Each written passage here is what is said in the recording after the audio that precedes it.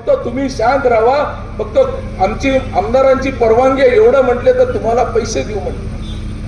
मी विचारलो व्यवसाय काय? नाही आम्ही लातूरमध्ये करतो, तिथल्या माणसाचा आम्हाला आशीर्वाद आहे म्हणून। व्यवसाय काय विचारल्यानंतर त्यांनी काय सांगावं?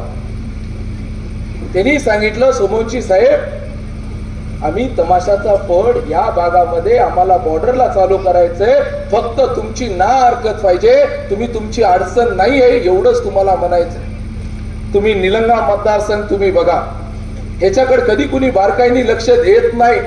निलंगा मतदारसंघामध्ये या आपल्या पूर्ण मतदारसंघामध्ये त्या लोकांना बजावून सांगितलं, दम देऊन सांगितलं, याद राखा तुम्ही जरी स्वप्नामध्ये जर विचार केला की ह्या मतदारसंघामध्ये कुठं तमाशाचं फड टाकायचंय, तुमचे पाय तोडून तुमच्या गळ्यात बांधून तुम्हाला पाठवून देईल, इथं यायचा विचार देखील करायचा नाही।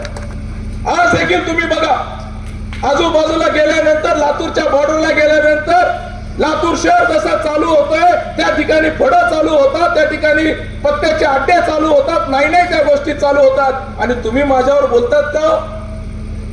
आम्ही वारकरी संप्रदायातले माणसं आहेत, काही गोष्टीचे प्रामाणिकपणे आम्ही पत्ते पाळले, चुकीच्या गोष्टी आम्ही आमच्या भागामध्ये होऊ दिल्या नाहीत, ज्याच्यामुळे शेतकरी अडचणीत अशा गोष्टी या भागामध्ये होऊ दिल्या नाहीत। आम्ही निश्चितपणे शेतकऱ्यांच्या प्रश्नासाठी 17 वर्षांमध्ये उभा टाकलोय। ज्या वेळेस शेतकऱ्यांवर जे